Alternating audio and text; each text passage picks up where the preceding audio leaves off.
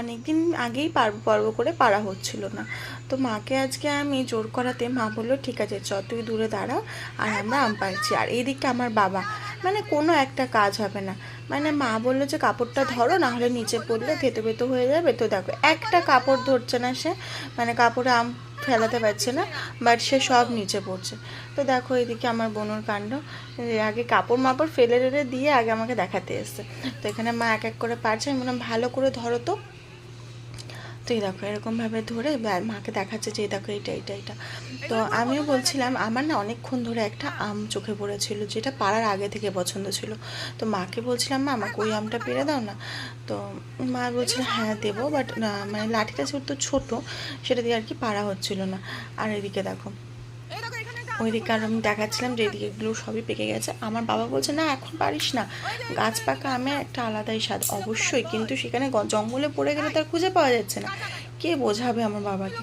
আর আম পাড়তে কাদের কাদের ভালো লাগে এরকমভাবে আমার কিন্তু ভীষণ আনন্দ হচ্ছিল, মানে অনেকদিন সে ছোটোবেলায় একটা ভাইবস পাচ্ছিলাম। তো যাই হোক এখানে দেখো মা কি সুন্দর করে আম পাচ্ছিল, আমার বাবা তো বিন্দাস কালি গায়ে ঘুরে বেড়াচ্ছে, আমরা ভিডিও করছি। আচ্ছা ও করগা ছেলে মানুষের আবার কিসের। তো দেখো এখানে বনু দৌড়ে দৌড়ে যাচ্ছিলো, আবার একটা আম পেয়েছে। ওই যে আমটা আমার প্রিয়, সেই আমটাই এইটা। তো এই দেখো গাছ পাকা আমের কিন্তু একটা আলাদাই ব্যাপার। আমি দেখো ঘুমো থেকে উঠে একটা মনটা খুশি খুশি আমের গন্ধ শুকতে শুকতে চললাম।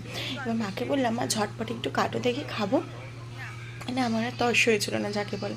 আর আমি না এই গরমকালে আম লিচু খুবই ভালোবাসি, মানে গরমকালে যে কটা ফল পাওয়া যায় সিজনাল ফল আমার খুব ভালো লাগে। তো মা এখানে ভালো করে বেসিংয়ে ধুয়ে নিল, আমি এখানে হাত থেকে টুক করে ধুয়ে নিলাম।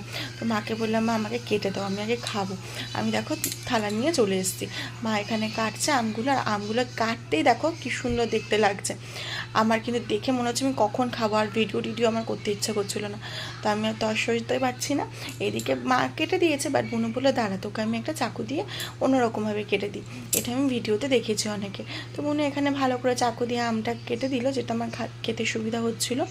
তো আমি এখানে আমটা খাই, আর তোমরা কারা কারা এরকম গাছ পাকা আম খেয়েছো সেটা কিন্তু আমাকে অবশ্যই কমেন্ট বক্সে জানিয়ে, ভালো লাগলে একটা লাইক কমেন্ট শেয়ার করে দিও, আর চ্যানেলটাকে সাবস্ক্রাইব করে দিও।